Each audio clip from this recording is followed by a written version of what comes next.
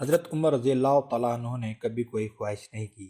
ایک دن مچھلی کھانے کا دل چاہا تو اپنے غلام یرکا سے اظہار فرمایا۔ یرکا آپ کا بڑا وفادار غلام تھا۔ ایک دن آپ نے فرمایا، یرکا آج مچھلی کھانے کو دل کرتا ہے، لیکن مسئلہ یہ ہے کہ 8 میل دور جانا پڑے گا دریا کے پاس مچھلی لینے، اور 8 میل واپس آنا پڑے گا مچھلی لے کے۔ پھر آپ نے فرمایا، رہنے دو، کھاتے ہی نہیں، ایک چھوٹی سی خواہش کے لیے اپنے آپ کو اتنی مشقت میں ڈالنا اچھا نہیں لگتا۔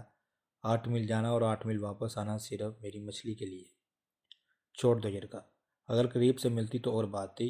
غلام کہتا ہے کہ میں کئی سالوں سے آپ کا خادم تھا، لیکن کبھی آپ نے کوئی خواہش کی ہی نہیں تھی، پر آج جب خواہش کی ہے تو میں نے دل میں خیال کیا کہ حضرت عمر فاروق نے پہلی مرتبہ خواہش کی ہے اور میں پوری نہ کروں، ایسا کیسے ہو سکتا ہے؟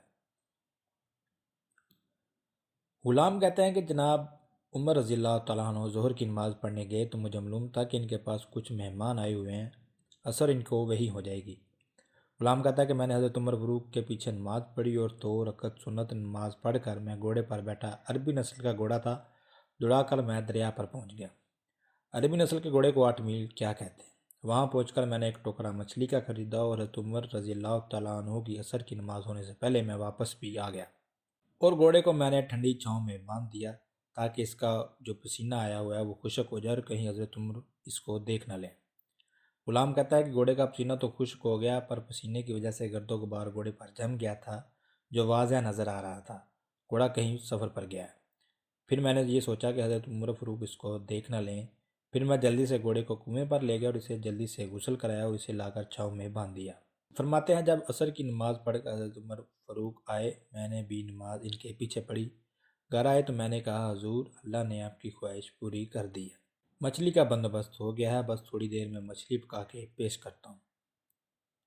کہتا ہے کہ میں نے یہ الفاظ کہے تو جناب عمر فاروق اٹھے اور گھوڑے کے پاس چلے گئے، گھوڑے کی پشت پر ہاتھ پھیرا، اس کی ٹانگوں پہ ہاتھ پھیرا اور پھر اس کے کانوں کے پاس گئے اور گھوڑے کا پھر ایک کان اٹھایا اور کہنے لگے، یرکا تو نے سارا گھوڑا دھو دیا، لیکن کانوں کے پیچھے سے پسینہ صاف کرنا تجھے یاد ہی نہیں رہا، اور یہاں تو پانی ڈالنا بھول گیا۔